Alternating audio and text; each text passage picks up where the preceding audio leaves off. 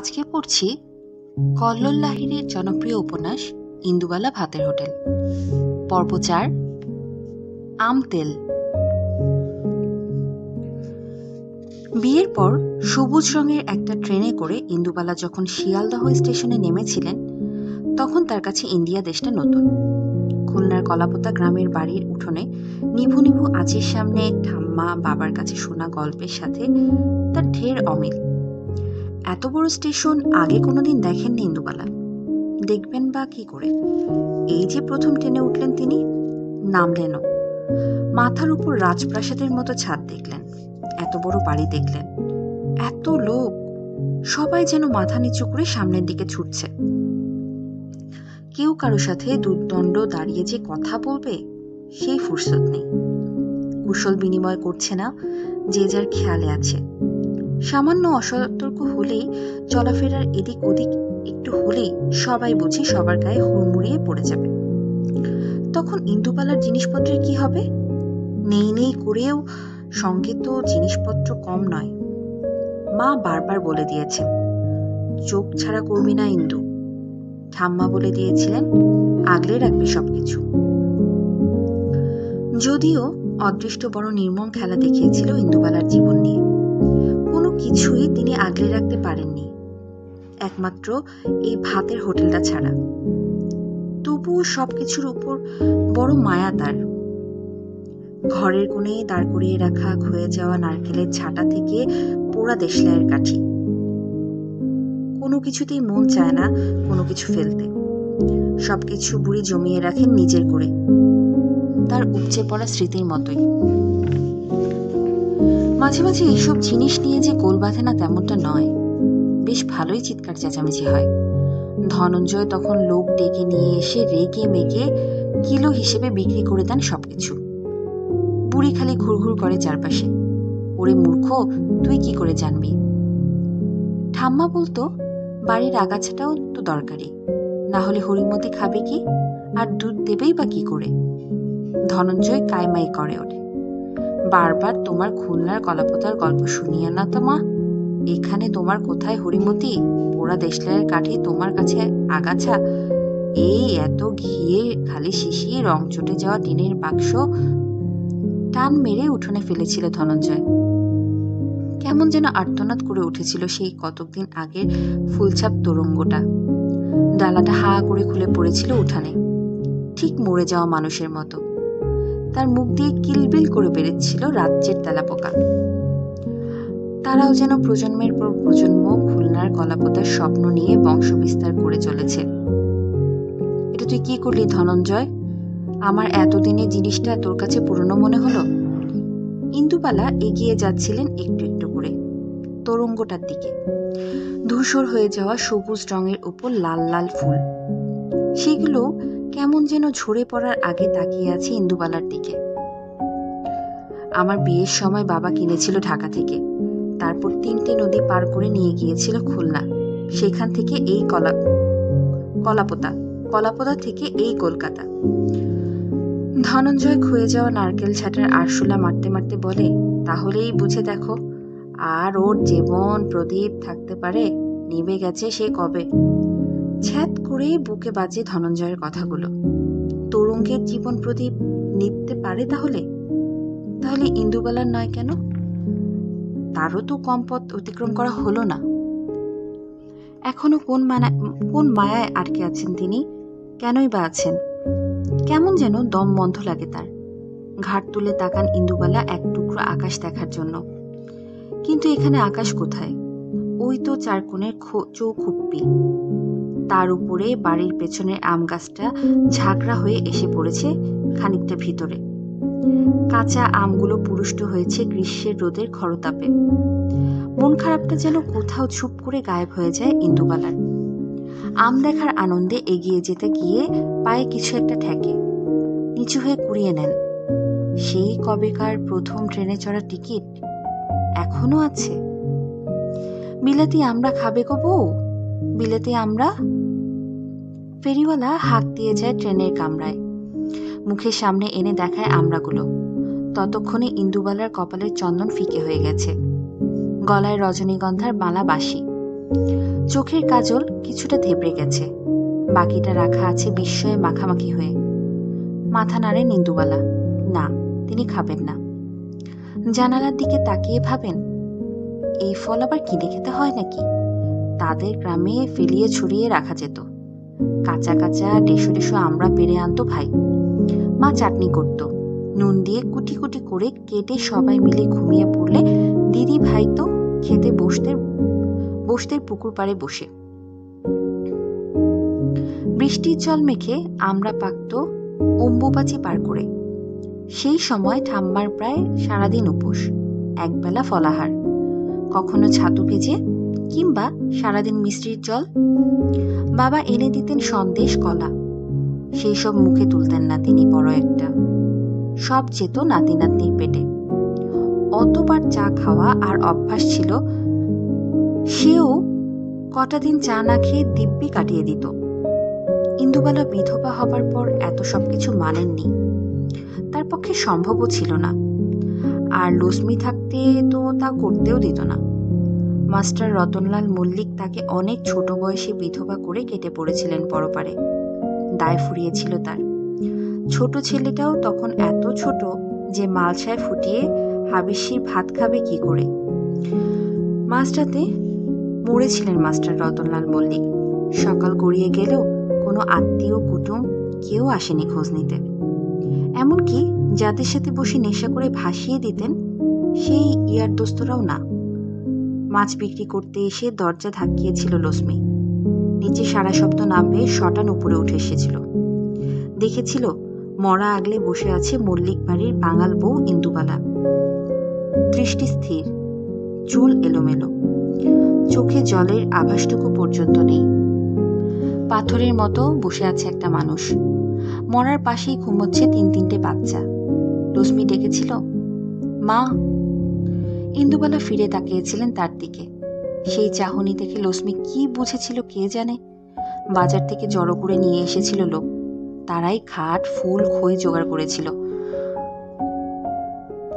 শ্মশানে গিয়েছিলেন ইন্দুবালা 3 ছেলে মেয়েকে সঙ্গে নিয়ে। নিজের হাতে স্বামীর মুখাগ্নি করেছিলেন শ্রাদ্ধ। নিয়ম ভঙ্গের দিন লক্ষ্মী এনে দেওয়া ট্যাংরা মাছ আর বাড়িতে দেওয়া বড়ি দিয়ে একটা তরি জুতের ঝোল রেঁধেছিলেন। অনেকদিন পর ছোট ছোট ট্যাংরার মাথাগুলো চুষে চিবিয়ে খাওয়ার সময় তার মনে পড়েছিল ঠাম্মার কথা। অম্বুবাচিতে সারাদিন উপোস করে থাকার পর ছাতু খেতে খেতে তার যখন আর কিছুই মুখে রুচত না, তখন খোসা ছাড়িয়ে পাকা আমরা মুখের কাছে ধরতেন ইন্দুবালা। ঠাম্মা চুষে চুষে সেই বুনো ফলের সবটুকু রস খেয়ে নিত। সারা ঘর ম করত পাকা আমড়ার গন্ধে। এসব কথা কোনোদিন ইন্দুবালা কাউকে বলতে পারেনি, এমনকি ছেলে মেয়েদেরকেও না। নাতি নাতনি তো অনেক দূরের কথা। কিছু কিছু জানতো মাসওয়ালি লক্ষ্মী, কিন্তু সে তো আজ কোন সুদূরের অতিথি।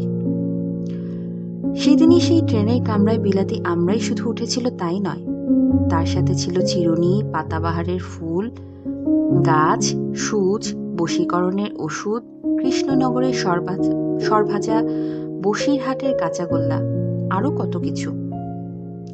ভাই মাঝে মাঝে বাবার কাছে বায়না ধরে খাচ্ছিল, কিন্তু ইন্দুবালার নিজের কিছুই খেতে ইচ্ছে করেনি। এমনকি নতুন জরির চুল পাতার ফিতে দেখেও কিনতে ইচ্ছে করেনি। জানালার পাশ দিয়ে তখন বেরিয়ে যাচ্ছিল মাঠ, ঘাট, নদী, নৌকা আর গ্রাম। ইঞ্জিনের কয়লার কালো ধোঁয়া। চোখ বড় বড় করে দেখছিলেন তার বয়সী মেয়েরা যাচ্ছে কাজে, কলেজে যাচ্ছে। ইন্দুবালা কলেজে যেতে চেয়েছিলেন, পড়তে চেয়েছিলেন, কিন্তু কোথা থেকে যে কি হয়ে গেল। মনিরুলের সজল কালো চোখ দুটো বাধা থাকলো তার অন্তরে। নকশি কাঁথার মাঠের সাজুর মতো তাকে সব স্মৃতি উপড়ে নিয়ে চলে আসতে হলো এপারে। রূপাই থেকে গেল অনেক দিনের পুরনো সেই অতীত হয়ে। ট্রেনটা জোরে ঝাঁকুনি দিয়ে দাঁড়িয়ে পড়লো কোনো একটা স্টেশনে। কান ফাটানো আওয়াজ শোনা গেল বোমার, পুলিশের বন্দুকের। ঝুপঝুপ করে ট্রেনের জানলাগুলো পড়তে শুরু করলো। ইন্দুবালা তারই মধ্যে দেখলো একদল ছেলে মেয়েকে ছত্রভঙ্গ করতে পুলিশ লাঠি চালালো, কাঁদুনে গ্যাস ছুড়ল। এইসব চেঁচামেচিতে পাশে বসে ঝিমোতে থাকা মাস্টার রতনলাল মল্লিকের ঘুম গেল ভেঙে। তিনি বিরক্ত হয়ে ইন্দুবালার সামনের জানালা ফেলে দিলেন। গোটা কামরায় অসহ্য গুমোট গরম, বাইরে চোখ জ্বালা করা ধোঁয়া, কানে এলো গর্জনের মতো স্লোগান, পুলিশ তুমি যতই মারো, মাইনে তোমার 112। আবার একটা কাঁদুনে গ্যাসের শেল ফাটল। কামরার ভেতরের লোকগুলো কেমন যেন ভয়ে কুঁকড়ে গেছে। তারই মধ্যে কয়েকটা ছেলে মেয়েকে হুড়মুড়িয়ে ট্রেনের কামরায় উঠতে দেখল ইন্দুবালা। ঝাঁকুনি দিয়ে ট্রেনটা আবার চলতে শুরু করলো। এক নতুন দেশে বউ হয়ে আসার প্রথম দিনের অভিজ্ঞতা বেশ মনে রাখার মতো হলো তার। যে ছেলে মেয়েগুলো হুড়মুড়িয়ে ট্রেনে উঠেছিল তাদের মধ্যে একজনের মাথা ফেটেছে। কোনো রকমে সে হাত দিয়ে চেপে ধরে আছে ক্ষত জায়গাটা, রক্তে ভাসছে জামা কাপড়। তারই পাশ থেকে একটা ছেলে চিৎকার করে বলল, ভয় পাবেন না বন্ধুরা, যে রাজ্যের মুখ্যমন্ত্রী দিনে একবেলা করে খাওয়ার পরামর্শ দিয়ে নিজের ক্যাবিনেটের মন্ত্রীদের পেট ভরাচ্ছেন, সেই শাসনের অবসান চাই আমরা। যে তীব্র খাদ্যাভাব দেখা দিয়েছে গোটা রাজ্য জুড়ে, সেটা আর যাই হোক এই সরকার সামলাতে অপরাগ।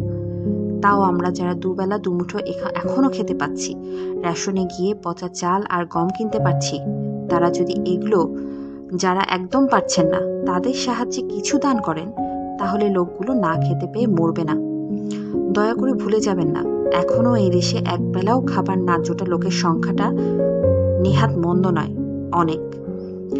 একটা ছিপছিপে ছেলে এতক্ষণ পুলিশের সাথে লড়ে শির দ্বারা সোজা করে কথাগুলো বলে চলেছিল, আর তারই বন্ধুরা ট্রেনের সহযাত্রীদের সামনে গিয়ে হাতে করে টিনের কৌটো নাড়িয়ে অনুদান চাইছিল।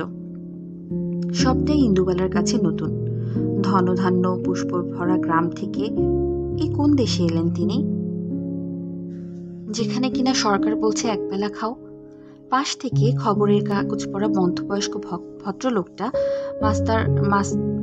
মাস্টার রতনলাল মল্লিককে বললেন, খাদ্য আন্দোলন চলছে কিনা বুঝলেন, আইন হবে নাকি একবেলা ভাত আর একবেলা রুটি খাবার। সরকারি চাকরিও দিতে পারছে না, খেতেও দিতে পারছে না, দেশটার কি অবস্থা হয়েছে বুঝুন তাহলে। রতনলাল মল্লিক লোকটাকে পাত্তা দিলেন না। দ্বিতীয় বিয়ের ধাক্কা সামলাতে তিনি বেশ ক্লান্ত। ট্রেনের দুলুনির সাথে আবার ঝিমোতে শুরু করলেন। একজন তারই বয়সী মেয়ে ইন্দুবালার সামনে এসে যখন অনুদানের কৌটো ধরল, তখন খুব ইচ্ছে করলো মেয়েটি সেই কৌটোতে 2 আনা হলেও দিতে। কিন্তু সেই মুহূর্তে ইন্দুবালার কাছে কোনো পয়সা ছিল না, অথচ গা ভর্তি ছিল সোনার গয়না। কৌটো ধরা মেয়েটা কেমন অবাক হয়ে তাকিয়েছিল ইন্দুবালার দিকে। একটা বালা কিংবা হাড় খুলে যদি দিতে পারতেন। মানুষগুলো না খেয়ে আছে যে। তার গ্রামে কপোতাক্ষের জল ঢুকে পড়ল, বন্যা হতো। স্কুল বাড়ির পাকা দাওয়ায় গিয়ে উঠত লোকজন। ঠাম্মা বাবাকে দিয়ে অনেক আগে থেকে চাল ডাল পাঠিয়ে দিতেন, বাড়িতে যা থাকতো গ্রামের লোকেরাও মজুত করত। সবাই একসাথে রান্না খাওয়া হতো তখন। কত দূর দূরান্ত থেকে বুক পর্যন্ত জল ঢেলে মানুষগুলো খিচুড়ি নিতে আসতো। বড় যত্ন করে রাখতেন ইন্দুবালার ঠাকুরমা। অন্ন হচ্ছে লক্ষ্মী, মানুষের পাতে তুলে দিলে পুণ্যি হয়। যে দেশে সব মানুষ দুবেলা দুটো অন্ন পায়, সে দেশের ভাণ্ডার ধনধান্যে পূর্ণ হয় বলেছিলেন ঠাকুমা। ইন্দুবালা সবেমাত্র তার হাতের বালাটা খুলতে যাবেন বলে মনস্থির করছিলেন, আর ঠিক সেই সময় তার স্বামী মাস্টার রতনলাল মল্লিক খিচিয়ে উঠল। তার খিচুড়ি শুনে সরে গিয়ে অনুদান চাইতে আসে মেয়েটা দাঁড়িয়ে পড়ল। খারাপ লেগেছিল ইন্দুবালার। মানুষগুলোর পেটের ভাতের জন্য ওরা রাস্তায় নেমেছে, ভিক্ষে করছে। তারা যদি দুবেলা পেট ভরে খেতে পারে, তাহলে যে দোরগোড়ায় এসে অভুক্ত দাঁড়াচ্ছে সে পাবে না কেন? সেই ইন্দুবালা তখনও জানতেন না তিনি একদিন একটা ভাতের হোটেলের মালিক হবেন। দুবেলায় তার হোটেলে পাত পড়বে অসংখ্য মানুষের। সেই হোটেল থেকে বিনা পয়সাতেও খাবার বিলির বন্দোবস্ত থাকবে। সেটা 70-এর জ্বালাময়ী দিনগুলোতেই হোক, কিংবা তারও অনেক পরে, মানুষগুলোর কাজ হারানোর সময়। সবাই জেনে গিয়েছিল এই একটা জায়গায় এমন এক অন্নপূর্ণা আছেন, যার ভাতের হাঁড়ি কখনো কারো জন্য কোনোদিনও খালি হয় না। নতুন কনে ইন্দুবালার সঙ্গে মালপত্র হিসেবে এসেছিল বড় নকশা করা একটি তোরঙ্গ, দানের বাসনের বড় ঘড়াটা। বাবার হাতে ছিল ওপারের বাজারের জোড়া ইলিশ, ভাইয়ের হাতে দইয়ের বড় হাঁড়ি। বাবু মাস্টার রতনলাল মল্লিকের হাতে ছিল বিয়ের ছাতা, নিপাট ভাঁজ করা, কাঁধে ফেলেছিল দানের শাল, হাতে চকচক করছিল আশীর্বাদের 2 ভরি সোনার আংটিটা। স্টেশনে ট্রেন থামলে বরের বাড়ি থেকে লোক আসা দস্তুর ছিল। নতুন কনেকে যেভাবে গল্প শুনিয়েছিলেন তার বাড়ির লোকেরা, সে আরো অনেক কিছু ভেবে রেখেছিল। ব্যান্ড পার্টি, রং মশাল, ফানুস, কলকাতার রাজপথে শোভাযাত্রার মতো বর্ণাঢ্য অনুষ্ঠান। তুই শুনলাম বনেদি বাড়ির বউ হলে ইন্দু, পা পড়বে তো মাটিতে। ফুট কেটেছিল গায়ের হিন্দু বাড়ির মেয়েরা।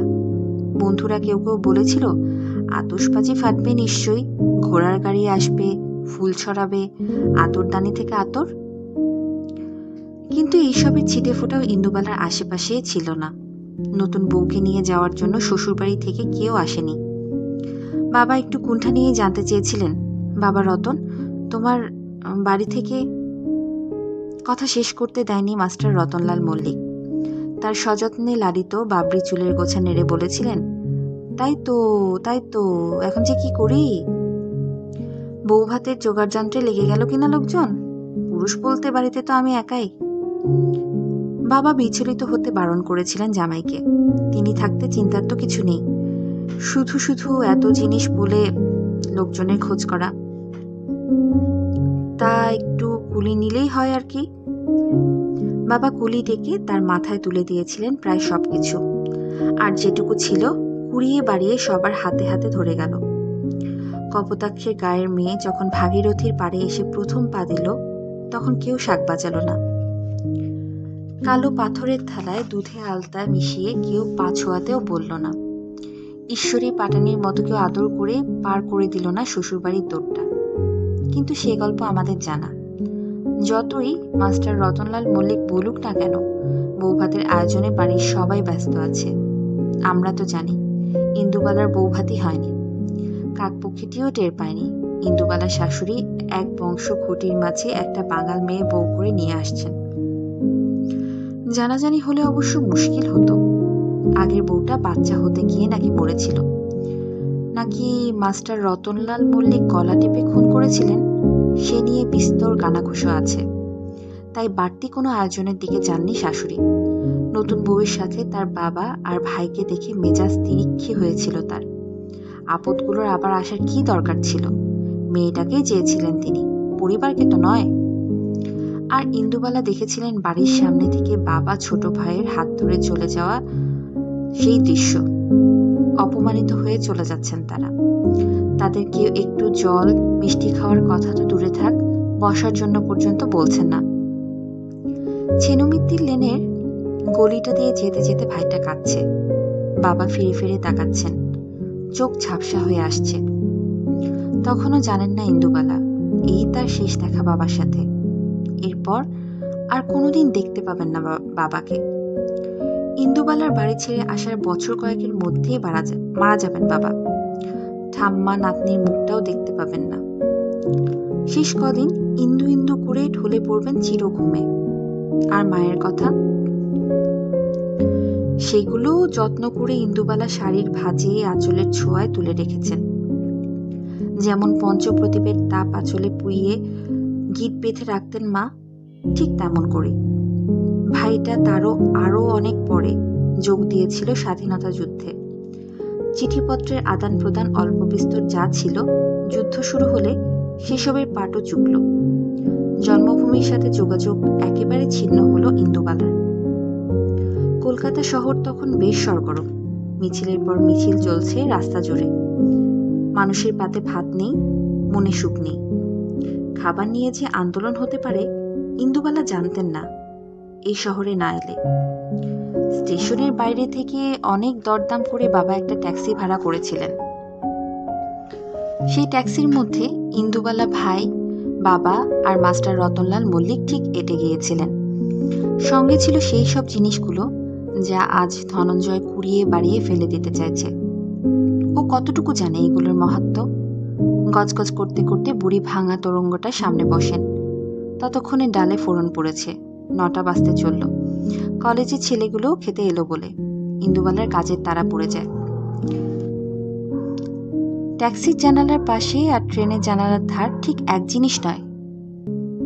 ট্রেনের জানালার ধারে কত গ্রাম, নদী, জলা, জঙ্গল, আর ট্যাক্সির পাশে শুধুই শহর, খেতে না পাওয়া মানুষের মিছিল। তখনও প্রথম ট্রেনে ওঠার ঘোরটা যেন কাটেনি ইন্দুবালার।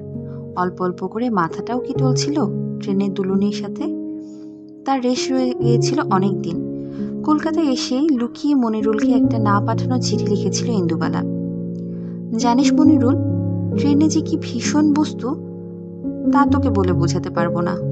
আমাদের সেই বাঁশ গাছে দোল খাওয়ার মতো। তুই নিশ্চয়ই এতদিনে ঢাকায় পড়তে চলে গিয়েছিস। অনেক কিছু দেখা হয়ে গেছে তোর, অনেক নতুন বন্ধু হয়েছে।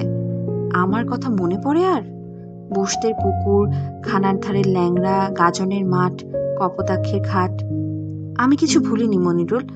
এখনো কি নানি সন্ধে হলে বিষাদ সিন্ধু পড়েন? তুই কি এখনো রাতের আধারে বাঁশি বাজাস? লণ্ঠনের আলোয় পড়িস নকশি কাঁথার মাঠ? ঢাকাতে কি তোর দেখা হলো আমাদের প্রিয় কবি জসীমউদ্দিনের?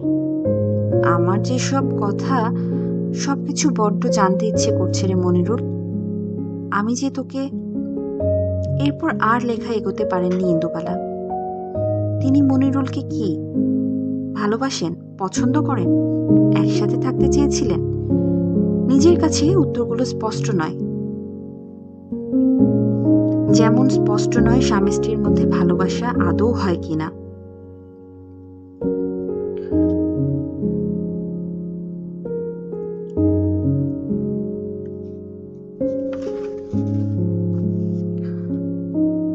এদিকে টকবক করে ভাত ফোটে, ডাল ফোটে, মাছের ঝোলে মাছগুলো যেন ফুটতে ফুটতে ফরফর করে নিজেদের মধ্যে কথা বলে। তিন তিনটে উনুন জেলে সেই স্মৃতি সম্ভাষণের আসন সাজান ইন্দুবালা। নতুন যে দেশটায়, শহরটায় তিনি এসে পড়লেন, এই দেশ নিয়ে, শহর নিয়ে এর আগে তিনি কম গল্প শোনেননি। বাবার বাবা মানে ইন্দুবালার দাদু একসময় নাকি কাজ করতেন কলকাতার বন্দরে।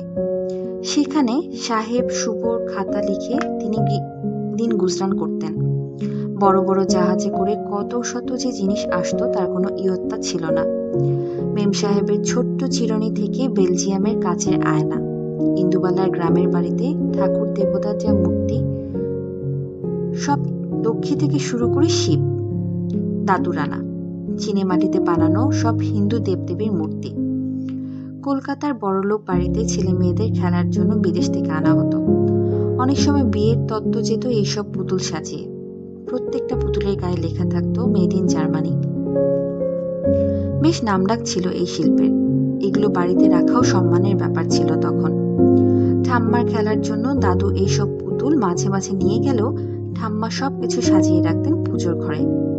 লক্ষ্মী, শিব, ব্রহ্মা, বিষ্ণু, মহেশ্বর নিয়ে কেউ খেলে নাকি? শুক্রবার হলেই দাদু বাড়ি ফিরতেন শিয়ালদহ স্টেশন হয়ে খুলনায়। একটা সবজেটের ট্রেন দাদুকে নামিয়ে দিত কপোতাক্ষের ওপারে। শনি রবি বাড়ি থেকে আবার সকালের ট্রেন ধরে কলকাতায়। বাবাও দাদুকে অনুসরণ করেছিলেন। দাদুর কাছে কাজ শিখতে শিখতে কলকাতার পড়াশোনা চালিয়ে যাচ্ছিলেন। হঠাৎ মাঝখান থেকে দেশটা স্বাধীন হলো। শুধু স্বাধীন হলো তাই না, দেশটা দুটুকরো করে ভাগ করা হলো। দেশের নেতারা সেই দেশে বসবাসকারী সাধারণ মানুষদের কাছে অনুমতি নিল না, জানতে চাইল না। এক মুহূর্তে ভিটে মাটি সবকিছু হয়ে গেল বিদেশ। রাতের আধারে দিনের আলোয় মানুষ দৌড়াদৌড়ি শুরু করলো। কে কোন অংশে যেতে পারবে তার যেন মারাত্মক মরিয়া প্রতিযোগিতা। তার সাথে বাঁধল দাঙ্গা, রক্তক্ষয়ী।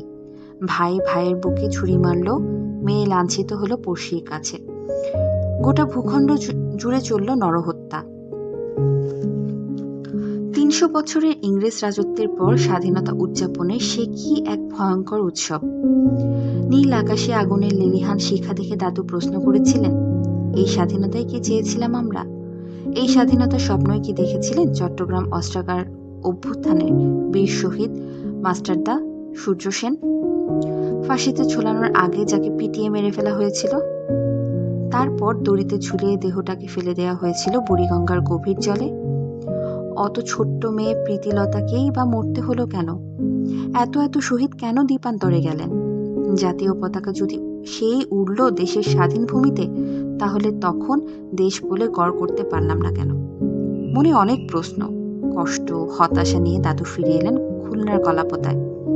স্টেশনে আসার পথে দেখেছিলেন একদল লোক চিৎকার করে স্লোগান দিচ্ছে, ইয়ে আজাদি ঝুঠা হ্যায়। খাবার নেই, জল নেই, নিজেদের বলতে কিচ্ছুটি নেই। হাতের সামনে যে যা পাচ্ছে শেষ সম্বলটুকু নিয়ে উঠে পড়ছে ট্রেনে। কোথায় যাচ্ছে, কিভাবে থাকবে তার কিচ্ছুটি জানা নেই কারো কাছে। বাবা আসতে চাননি কলকাতা ছেড়ে। তার কাছে তখন নতুন দুটো ভূখণ্ড, ভারতবর্ষ আর পাকিস্তান। বাবা থেকে যেতে চেয়েছিলেন ভারতবর্ষে, আর দাদু চেয়েছিলেন যে গ্রামের মাটিতে তার মা, বাবা, পূর্বজরা পঞ্চভূতে বিলীন হয়ে আছেন, যে নদীর জলে ডুব দিলে জীবনে শান্তি পাওয়া যায়, সেই কলাপোতায়। তখন হয়তো তিনি মনে মনে বিশ্বাস করতেন এটা মানুষের সাময়িক ভ্রম, দেশ নেতাদের অলীক কল্পনা। দেশ কখনো ভাগ করা যায় নাকি? এটা কি তোমার লাউটা মূলোটা কাটলেই ভাগ হয়ে গেল? সামনের বর্ষার দিকে যদি তাকিয়ে থাকতেন তিনি, বৃষ্টির জলে ধুয়ে যাবে দুই দেশের সীমানা। তখন দেখো আবার আমি কেমন করে শিয়ালদহ থেকে ট্রেনে করে স্টেশনে নামি, বাড়ির দৌড়ে এসে ডাক দিই, কোথায় ব্রজের মা, হাতের ব্যাগখানা ধরো দেখি, তোমার জন্য বড় বাজারের মশলা আর ভীমনাগের সন্দেশ আছে। বর্ষার দিকে তাকিয়ে থাকতে থাকতে দাদুর চোখে ছানি পড়েছিল, কিন্তু দুটো দেশ আর জোড়া লাগেনি। বাবা বুঝতে পেরেছিলেন দাদুকে একা রেখে এইভাবে তিনি যদি ইন্ডিয়া চলে যেতে পারতেন তাহলে তিনি যেতেন, কিন্তু তিনি পারবেন না। কাজেই অনিচ্ছা সত্ত্বেও তাকে থেকে যেতে হয়েছিল। তার মধ্যে বুদ্ধি খরচ করে তিনি দাদুর জমানো টাকায় বেশ কিছু জমি কিনে নিলেন, চাষবাস দেখাশোনা করতে শুরু করলেন, আর দাদুর জন্য খুলে দিলেন একটা টোল। সেখানে দাদু পড়াতে শুরু করলেন গ্রামের বাচ্চাদের।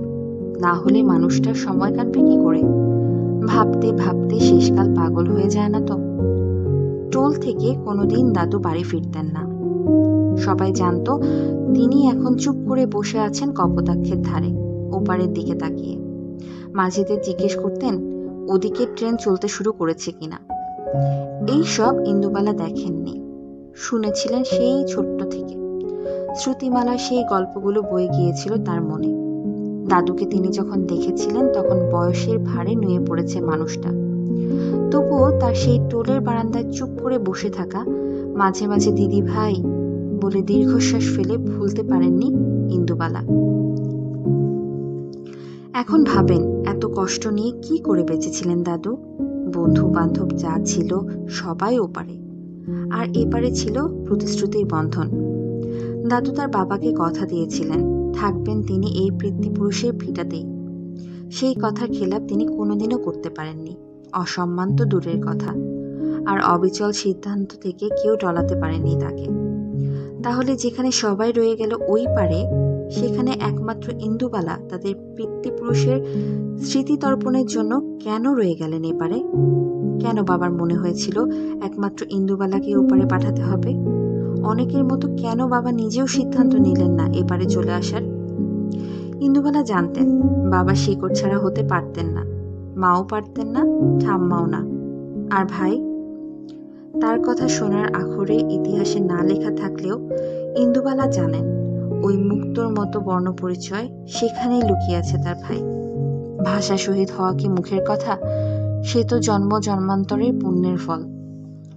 তাদের গোটা পরিবারের মাতৃভূমির কাছে ঋণমোচন। ঝড়ো হাওয়ায় বাড়ির সব কটা জানলার দরজাগুলো হুটোপুটি করে পড়ার শব্দে ইন্দুবালার জীবনী কাটে। দুপুরে হোটেলের কাজকর্ম শেষ করে তাকে এখন একটু বিশ্রাম নিতে হয়, না হলে রাতের দিকে আর উনুনের সামনে দাঁড়াতে পারেন না। ভেতরে কিরকম যেন একটা কষ্ট হয়। এইসব যদি ঘুণাক্ষরেও ধনঞ্জয় জানতে পারে তাহলে ছেলেদের বলে দেবে। তারা তখন মাকে নিয়ে ব্যস্ত হয়ে পড়বে। ডাক্তার বদ্যি নিয়ে অযথা ছুটোছুটি শুরু হয়ে যাবে। নিয়ম দিয়ে মাকে বেঁধে ফেলতে চাইবে ওরা সাত তাড়াতাড়ি। এইসব ভাবলেও বিরক্ত বোধ হয় ইন্দুবালার। ঝিম ধরা চোখে তাকান গেটের বাইরের দিকে।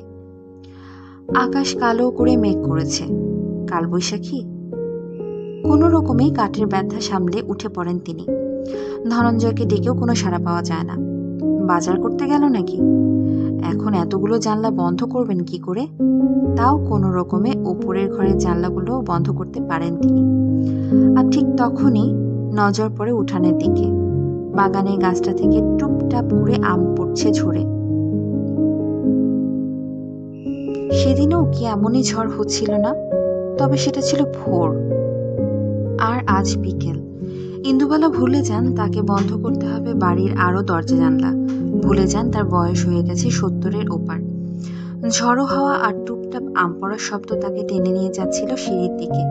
ইন্দুবালা নামছেন সিঁড়ি দিয়ে তরতর করে। কোথায় তার পায়ের ব্যথা, গাঁটের ব্যথা? যেন ছুটছেন তিনি কোনো এক ঘোরের মধ্যে দিয়ে উঠানের দিকে।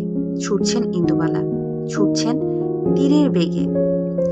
ঝড়ো হাওয়ায় কেঁপে উঠছে হাতের লণ্ঠনের শিখা, কড়কড় করে বাজের শব্দ কানে তালা ধরিয়ে দিচ্ছে। ভোর হতে তখন অনেক দেরি।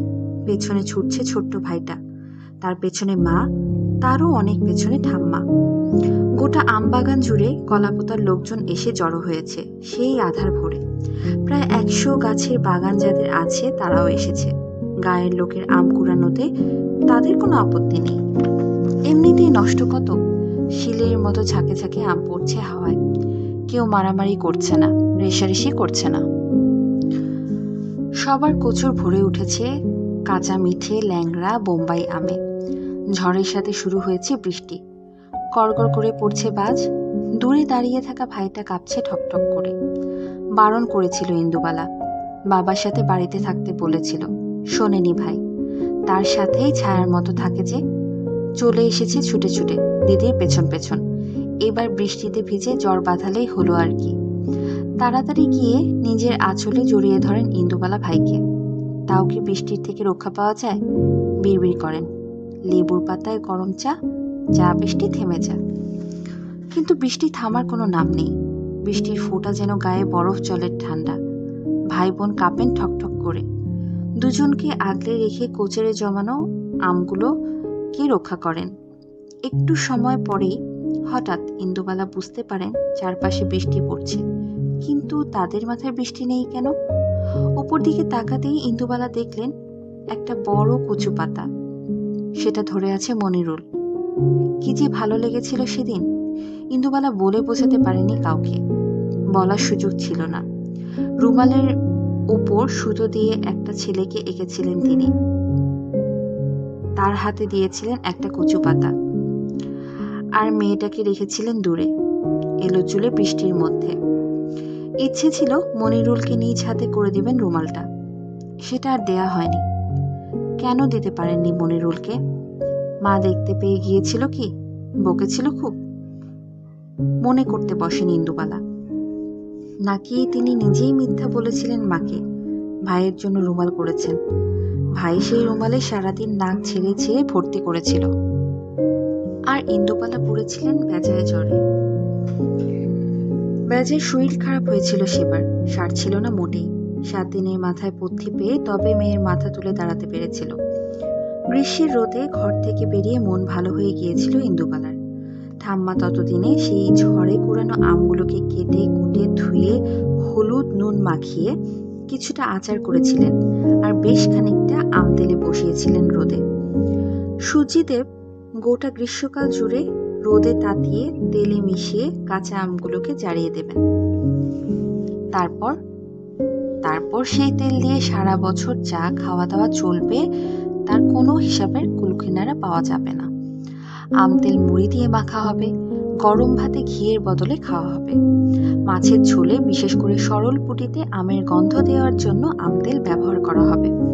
আর গ্রামে পোয়াতির সংখ্যা নেহাত কম না, তারাও পাবে। পাতা কুড়াতে এসে খেন্তির মা পাবে, টিফিনে মনিরুল পাবে, ফকিরি গান গাইতে আসা অন্ধ কানাই পাবে।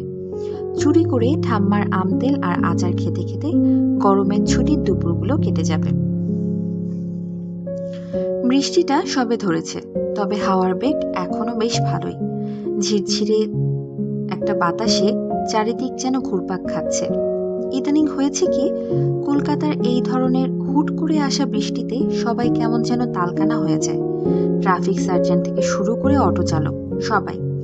ইন্দুবালার বড় ছেলে প্রদীপ হঠাৎ নিজেই ড্রাইভ করে মায়ের সাথে দেখা করতে এসেছে। অন্যান্যবার আগে ফোন করে জানিয়ে রাখে মাকে কিংবা ধনঞ্জয়কে। এবার সেসব কিছুই করেনি। ভেবেছিল মাকে একটু চমকে দেবে, সদর দিয়ে ঢুকতে ঢুকতে বলবে, আজ কিন্তু বাড়ি যাব না মা, থাকবো তোমার কাছে।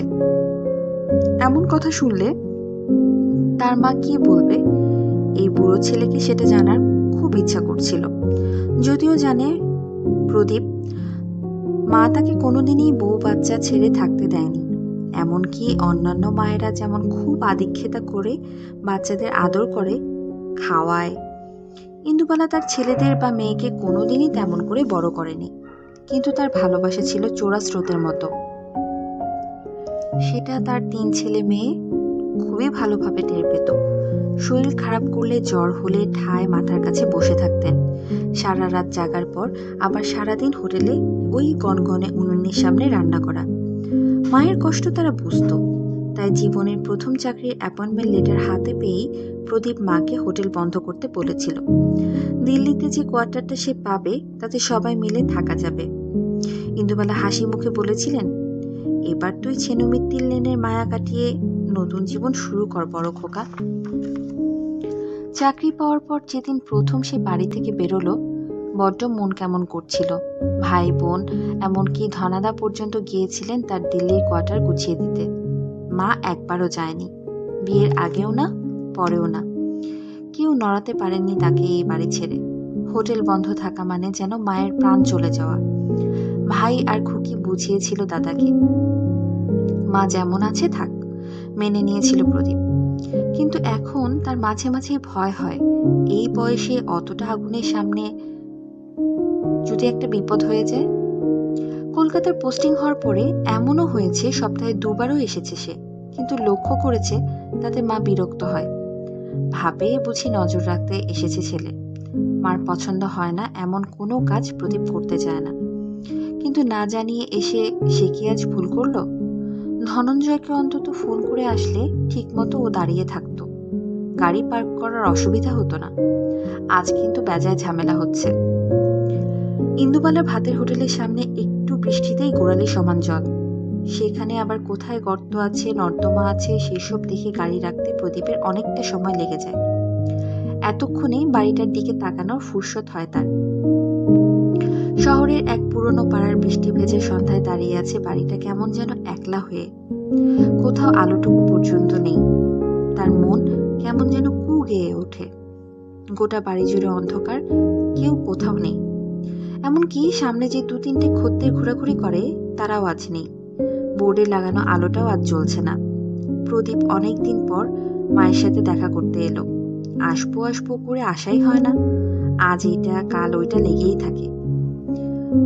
তার আজকে আসার আরো একটা বড় কারণ হচ্ছে এইবার পাসপোর্টটা ফার্দার রিনিউ করার আগে সে একবার বাংলাদেশ ট্যুর করতে চায়। একটা প্যাকেজও পাচ্ছে প্রায় কিছু না খরচ করে। ছেলে বুবাই বলল, যাও না ঠাম্মির দেশে, কি সব তোমাদের কলাপোতা ফোতা। আইডিয়াটা কিন্তু খারাপ লাগেনি প্রদীপের। বউ সম্পূর্ণও রাজি হয়ে গিয়েছিল। কর্মসূত্রে স্বামীর সাথে তার বাইরের অনেক দেশ ঘোরা, কিন্তু বাংলাদেশ যাওয়া হয়নি। নিজের চোখে হাতে করে একটু ঢাকায় মসলিন দেখে আসার ইচ্ছে আছে তার, সাথে কিছু কেনারও। এবার মা যা রাজি হলে তাহলে পাসপোর্টের একটা ঝামেলা থাকবে। মায়ের পুরনো পাসপোর্টটা আছে কিনা সেটাও দেখা দরকার। প্রদীপ যদিও জানে পাসপোর্ট করতে সময় লাগবে না, বুবাইয়ের বন্ধু কাজ করে পাসপোর্টের অফিসে, তাড়াতাড়ি হয়ে যাবে সব। সম্পূর্ণই তাকে ঠেলে পাঠালো একবার কথা তোলবার জন্য। মেজাজ যা মাঝে মাঝে থাকে বুড়ির। প্রদীপ বাড়ি থেকে যখন বেরিয়েছিল বৃষ্টি ছিল না। এইদিকেই হয়েছে তাহলে ভালো। গরমের বৃষ্টি কখন যে কোথায় হয় বোঝা তো যায় না। প্রদীপ এগিয়ে গেল ভেতরের দরজার দিকে। সিঁড়ির আলো জ্বালানো, বাইরের বারান্দার। না, কোথাও কেউ নেই। 2 বার ডাকলো মা মা বলে, কোনো সাড়া শব্দ পেল না। প্রদীপ চিৎকার করে ডাকলো ধনঞ্জয়কে, ধনাদা। উত্তর নেই। কেমন যেন ভয় পেয়ে গেল প্রদীপ। যদি মা সত্যি না থাকে? এই কথাটা যেন প্রথম ভাবলো সবে সিনিয়র সিটিজেনের তালিকায় প্রবেশ করতে যাওয়া প্রদীপ। এমন ভাবে কোনোদিনও এর আগে মনে হয়নি। মা থাকলে জগৎটা তার একরকম, আর মা না থাকলে অন্যরকম। বাবাকে ঝাপসা মনে পড়ে। ঘুড়ি ওড়ালে বাবা লাটাই ধরা শেখাতো, ব্যাস ওইটুকুই। তার তো তাও এটা মনে আছে, ভাই আর বোনের সেটুকুও মনে নেই। সবটাই তো মাকে ঘিরে। একবার কি ফোন করবে তাহলে ভাইকে, খুকুকে? কিন্তু কি বলবে? ছেনুমিত্তির লেনে ইন্দুবালা ভাতের হোটেলে সে এসেছে, অথচ ইন্দুবালাকে খুঁজে পাচ্ছে না। দোতলা ঘুরে এসে পেছনের দিকে কুয়োতলার উঠোনের কাছে এসে আর একবার কাঁপা কাঁপা গলায় প্রদীপ ডেকে উঠল, মা। এবার খুব শান্ত গলায় উত্তর ভেসে এলো, আয়। প্রদীপ তার মায়ের গলা শুনতে পেল, কিন্তু মাকে সে দেখতে পেল না। তখনই মোবাইলের টর্চ জ্বাললো। কোথায় তুমি মা? একটু এগিয়ে যেতেই সে তার মাকে খুঁজে পেল। কাক ভিজে হয়ে সন্ধ্যের উঠোনে ঝাঁকড়া আম গাছের ডালটার নিচে বসে আছে ইন্দুবালা। চারপাশে জড়ো করা ঝরে পড়া কাঁচা আম। প্রদীপ এগিয়ে যায়, জড়িয়ে ধরে মাকে। মা, তুমি ঠিক আছো তো? তোমার শরীর ঠিক আছে তো? পড়ে গিয়েছিলে নাকি? আমাকে ধরো মা, প্লিজ, আমাকে শক্ত করে ধরো। ইন্দুবালা ছেলের হাত ধরেন। সেই আধো আধো আলোতে আর অন্ধকারে আধুনিক মোবাইলের এলইডি লাইটে ইন্দুবালা বলে ওঠেন, আমাকে একটু তেল কিনে দিবি বড় খোকা? আম তেল করব। এমনটা নয় যে ইন্দুবালার তেল কেনার টাকা নেই, এমনটা নয় ইন্দুবালা এইভাবে ছেলেদের কাছে টাকা চান। কোনোদিন কারো কাছে একটা টাকাও হাত পেতে চাননি, সেই প্রথম দিন লক্ষ্মী টাকা দিয়ে ভাত খেতে যাওয়ার পর থেকে। তারপর মা লক্ষ্মীর দয়ায় ক্যাশ বাক্স ভর্তি থেকেছে সবসময়। তাই প্রদীপ একটু আশ্চর্য হয়ে গিয়েছিল। তার মনে ভয় ছিল ছোটখাটো কোনো সেরিব্রাল অ্যাটাক হয়েছে কিনা। কেমন যেন ঘোরের মধ্যে আছে মা। ততক্ষণে সারা রাজ্যের বাজার ঘুরে ধনঞ্জয় এসে পড়েছে। প্রদীপ একটুকু দেরি না করে অ্যাম্বুলেন্স ডেকেছিল, সোজা নিয়ে গিয়েছিল কাছের নার্সিংহোমে। ইমার্জেন্সি ডাক্তার বরং উল্টো কথা শোনালো প্রদীপকে। আম তেল কেনার টাকা চেয়েছে বলে সোজা এখানে নিয়ে চলে এলেন মাকে? আচ্ছা ছেলে তো মশাই। প্রদীপের ইচ্ছে করলো ডাক্তারকে বোঝাতে যে মা কেমন ধাতে করা মানুষ, কিন্তু সে পথে সে হাঁটলো না। কোনো কথা না বলে চুপচাপ বসে থাকলো। তারও যেন ঘোর লেগেছে চোখে। আমের স্তূপের মধ্যে বৃষ্টি ভেজা মাকে একা বসে থাকতে দেখে তার কি কান্না পেয়েছে? কিছুক্ষণের জন্য হলেও নিজেকে লুকায় প্রদীপ। আর ওদিকে ডাক্তার অবাক হয়ে শোনেন দুবেলা এখনো ৩০০ করে লোকের রান্না করা কুটনো কাটা ইন্দুবালার দিনলিপি। আতিপাতি খোঁজ নিয়ে হোটেলের ঠিকানা চেয়ে দুটো অ্যান্টাসিড লিখে ডাক্তার ছেড়ে দিলেন ইন্দুবালাকে। তার সাথে ইন্দুবালা তাকে বলে এলেন সকালে উঠে লেবুর জলের সাথে মধু খাওয়ার নিদান। তাও জেসে মধু নয়, সর্ষে ফুলের মধু। গরম জলের মধ্যে ঘুরবে তার ঝাঁজ, চর্বি যাবে কমে, মন থাকবে ফুরফুরে। বাড়ি ফেরার পথে বড় খোকার গাড়ি থামিয়ে ৫ কিলো সর্ষের তেল কিনলেন। ততক্ষণে ছোট খোকা খুকি সবাই ফোন করতে শুরু করেছে। ইন্দুবালার মুখে হাসি। তিনি এক্ষুনি মরছেন নাকি? বড় খোকার গাড়িতে এই প্রথম উঠে তার বেশ লাগলো। চারপাশটা কেমন যেন ঠান্ডা। কি সুন্দর জুঁই ফুলের গন্ধ গাড়ির মধ্যে। হুসহুস করে কত জায়গায় বেড়াতে যাওয়া যায়। অথচ সবাই কত কষ্টে বড় হয়েছে। ঈশ্বর করুন যেন এমন থাকে সবাই, দুধে ভাতে সুখে আনন্দে। ওদের এই শ্রীবৃদ্ধি দুচোখ ভরে দেখার আশায় ঈশ্বরের কাছে আরো কয়েকটা বছরের আয়ু চেয়ে নেন তিনি মনে মনে। ইন্দুবালার শরীর এখন বেশ ভালো। আদৌ কখনো খারাপ হয়েছিল কিনা বোঝা যায় না। তেলের মধ্যে আমগুলো এখন বেশ চুবো চুবো হয়ে ঘুরে বেড়াচ্ছে। প্রদীপ তার বউকে নিয়ে এলো একদিন। সেদিন যে কথাটা পারা হয়নি এবার বলেই ফেললো সাহস করে, যাবে মা আমাদের সাথে বাংলাদেশে? ইন্দুবালা খুব যে গুরুত্বপূর্ণ একটা কাজ করছিলেন এমনটা নয়। এঁচড় কাটছিলেন, হাতে তেল মেখে আঠা পেঁচিয়ে পেঁচিয়ে। কুটনো কাটা থেমে গেল তার। বিয়ের পরে যখন দেশ থেকে এসেছিলেন তখন সেটা ছিল পূর্ব পাকিস্তান, আর আজ সেটা বাংলাদেশ। তার ছেলে বলছে মাকে একবার বাংলাদেশ ঘোরাবে।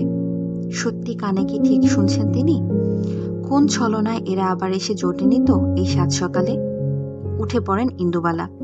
পড়ে থাকে আধ কাটা এঁচড়, ডালনার না কাটা আলু, মোচা, আরো অনেক তরি তরকারি। ছেলের কাছে এগিয়ে এসে জানতে চান, হঠাৎ বাংলাদেশে যাওয়ার কথা বলছিস কেন? আমি না মরা পর্যন্ত এই বাড়ি তোমরা বিক্রি করতে পারবে না বড় খোকা। প্রদীপ হো হো করে হাসে। তুমি কি করে ভাবলে এই বাড়ি বিক্রি করার জন্য তোমাকে বাংলাদেশের লোভ দেখাবো? ইন্দু ইন্দুবালার বিশ্বাস হয় না বড় ছেলের কথা। এই তো সামনের চক্রবর্তী বাড়ির মেয়ে দুটো বাবাকে বৃদ্ধাশ্রমে পাঠিয়ে দিয়ে বাড়ি বিক্রি করে ফ্ল্যাট তুলে দিল। সম্পূর্ণা এবার এগিয়ে আসে। ইন্দুবালার বড় ছেলের বউ কম কথা বলে, কিন্তু যেটুকু বলে কাটা কাটা বলে, তীক্ষ্ণ, নুন ছড়ানোর মতো। আপনি ভুল বলছেন মা, চক্রবর্তী বাড়ির সাথে আপনার ছেলে মেয়েদের গোলাবেন না। আমরা বাংলাদেশে ট্যুর প্ল্যান করছিলাম, আপনার ছেলে তাই ভেবেছিল আপনি গেলে আমাদের ভালো লাগবে। ও তো কোনোদিন দেখেনি। কলকাতা স্টেশন থেকে এখন ট্রেনও ছাড়ছে, মৈত্রী এক্সপ্রেস। এর মধ্যে বাড়ি বিক্রির কথা আসছে কি করে? আর আমাদের সবার তো বাড়ি আছে মা। ট্রেন ছাড়ছে বাংলাদেশের জন্য, এই বড় খবরটা ইন্দুবালার কাছে ছিল না এতদিন। ট্রেন করে যাওয়া যাবে খুলনা? বড় ছেলে বলে যাবে। ইন্দুবালা প্রশ্ন করেন, জানালার ধারে সিট পাবো খোকা? প্রদীপ জানিয়ে দেয় পাবে। একটা কূপ রিজার্ভ করে নেব মা, সেখানে আমরা তিনজন ছাড়া আর কেউ থাকবে না। কেমন যেন ফুরফুরে মেজাজের হয়ে যান ইন্দুবালা। বাড়ির সামনে তুলসী মঞ্চটাকে স্পষ্ট দেখতে পান। মাকে, বাবাকে, ঠাম্মাকে, ভাইকে, মনিরুলকে। বড় ছেলে বৌদের এঁচড়ের ডালনা, মোচার ঘন্ট, পাবদার ঝোল আর কাঁচা আমের চাটনি খাইয়ে বাড়ি পাঠান ইন্দুবালা। সঙ্গে দিয়ে দেন এক শিশি আম তেল। ভাত খেতে আসা কালেক্টর অফিসের কেরানি থেকে শুরু করে সামনের মেসের ছেলেগুলো, এমনকি পাগলা পেঁচুও জেনে যায় ট্রেনে করে ইন্দুবালা বাংলাদেশ যাবেন। সারা রাত উপরের ঘরে খটর মটর করে কিসের যেন আওয়াজ হয়। ধনঞ্জয় যতক্ষণ জেগেছিল শুনেছে। অনেক ভোরে ইন্দুবালার ডাকাডাকিতে ঘুম ভেঙে যায় তার। কি হয়েছে মা, এত ভোরে? চোখ কসলায় ধনঞ্জয়। দেখে ইন্দুবালার পরিপাটি করে বাঁধা চুল, নতুন কাপড় পরা, কোথাও যাওয়ার জন্য প্রস্তুতি। কি হলো কি মা তোমার? নাতি পাসপোর্টের ফটো তোলার জন্য তোমাকে নিয়ে যাবে বেলা 9টায়। এখন থেকে কাপড় পরে বসে আছো কেন? ইন্দুবালা হুকুমের সুরে বলল, একটা ট্যাক্সি ডাক, আমি কলকাতা স্টেশনে যাব। ধনঞ্জয় বলে, এত সকালে কলকাতা স্টেশনে? দেশে যাওয়ার নামে তোমার মাথা কি সত্যিই খারাপ হলো? ইন্দুবালা কোনো কথা না বলে দরজার দিকে এগোলে কোনো রকমে উঠে জামা পরে দৌড় লাগায় ধনঞ্জয়। এই মুড তার অনেক দিনের চেনা। বেশি কথা বললে জেদ আরো বাড়বে, নিজেও চলে যেতে পারে, তখন হিতে বিপরীত হবে। দাদাবাবুদের কাছে কৈফিয়ত দিতে দিতে যান কার হবার জোগাড়। তাই কথা না বাড়িয়ে একটা ট্যাক্সি ডেকে নিজেও চেপে যান ধনঞ্জয়। দুটো প্ল্যাটফর্মের টিকিট কাটা হয়। ইন্দুবালা বলেন, জিজ্ঞেস কর মৈত্রী এক্সপ্রেস কোন প্ল্যাটফর্ম থেকে ছাড়বে। একজন টিটি দেখিয়ে দেয়। ওই তো দাঁড়িয়ে আছে ওদিকে। কিন্তু ওদিকে তো যেতে দেবে না, এখনো সময় হয়নি যে। টিকিট আছে তো, পাসপোর্ট, ভিসা সব চেক হবে কিন্তু। ইন্দুবালার ওসব কিছুই নেই। তিনি দূর থেকে দেখেন মৈত্রী এক্সপ্রেসকে। ট্রেনের গায়ে বড় বড় করে বোর্ডে লেখা কলকাতা খুলনা, কিন্তু সেই আগের ট্রেনটার মতো সব চেটে নয় তো, কেমন যেন ধূসর নীল। ইন্দুবালার বিশ্বাস হয় না। এবার নিজে এগিয়ে যান টিটির কাছে। আচ্ছা, আপনি ঠিক বলছেন তো ভাই, এই ট্রেনটাই যাবে খুলনা? বিরক্ত হয় টিটি। একে ইন্টারন্যাশনাল ট্রেন, তার উপরে ঝুঁকি আছে অনেক। সিকিউরিটির দিকে সব সময় খেয়াল রাখতে হয়। তার মাঝে কিছু লোক এসে দেশ দেশ করে এমন ন্যাকামো করে না, ঝাঁঝিয়ে উঠে বলে, দেখতেই তো পাচ্ছেন, লেখা আছে তো সবকিছু। ইন্দুবালা ভারী অবাক হন নাতির বয়সী ছেলেটার বিরক্তি দেখে। ও কি, রেগে যাচ্ছ কেন বাবা? ধনা, ওনাকে দুটো নাড়ু দে। ট্রেন দেখতে আসলে কেউ এরকম করে বকে? কি বলবে বুঝতে না পেরে বছর 27 নিখিলেশ চলে যায়। নতুন চাকরির প্রথম পোস্টিং তার। হাতে নাড়ু নিয়ে দিদার মতো এক মহিলাকে একটু দূর থেকে ট্রেনটা দেখতে বলে এগিয়ে যায় সে নিজের কাছে। ইন্দুবালা অবাক হয়ে দেখেন ট্রেনটাকে। এর কত ভাগ্য, কতবার ছুঁয়ে এসেছে দেশটাকে। আর তিনি, সেই যে চলে এসেছিলেন আর একটি বারের জন্যও যাওয়া হয়নি। বলা যেতে পারে যাননি। ধনঞ্জয় তাড়া দেয়, হলো মা তোমার? হোটেলে দেরি হয়ে যাবে যে, রান্না বসাবে কখন? ইন্দুবালা ধমকান, তুই থাম, কিচ্ছু দেরি হবে না, সব আমি সামলে নেব। কি জানিস তুই এই ট্রেনের? ধনঞ্জয় মনে মনে ভাবে, জানার আর কি আছে, সেও তো দেশের বাড়িতে ট্রেনে করেই যায়। আর মা এখন অদেখলার মতো ট্রেন দেখে দেখে ঘুরে বেড়াচ্ছে, যেন কোনো কালে ট্রেন দেখেনি। ইন্দুবালার ইচ্ছে করছিল একবার ট্রেনটার গায়ে স্পর্শ করতে। দুই দেশের মধ্যে যখন সব যোগাযোগ বন্ধ, তখন সেই সবচেয়ে ট্রেনটাই কি একটা থমকে থাকা সময়ের মতো দাঁড়িয়ে থাকতো না শিয়ালদার স্টেশনে? মাঝে মাঝে লক্ষ্মীর সাথে শুধু ওই ট্রেনটাকে দেখবেন বলে চলে আসতেন ইন্দুবালা। সেই ট্রেনের গায়ে হাত দিলে তিনি তার দেশকে দেখতে পেতেন, গ্রামটাকে দেখতে পেতেন, গন্ধ পেতেন মায়ের আঁচলের। প্ল্যাটফর্ম এখনো ফাঁকা, ছোকরা টিটিকে দেখা যাচ্ছে না আর। ইন্দুবালা আরো এগিয়ে যান ট্রেনটার দিকে, কাপা হাতে স্পর্শ করেন তার গা। কিন্তু কোথায়? ভেসে আসছে না তো দেশের গন্ধ। কলাপোতার গ্রাম, বস্তির পুকুর, কপোতাক্ষ নদ, ঝাঁকে ঝাঁকে জোনাকির মিটমিট করে জ্বলতে থাকা। না না না, এই ট্রেন তার সেই সবুজ কাঁচা আমতেল রঙের ট্রেন নয়। এই ট্রেন করে তিনি দেশ ছেড়ে আসেননি। এই ট্রেন তার দাদুকে শেষবারের মতো নামিয়ে দেয়নি কপোতাক্ষের ধারে। এই ট্রেন তো এখন বেড়াতে যাওয়ার, দেশে ফেরার নয়। উন্মুখ হয়ে অপেক্ষা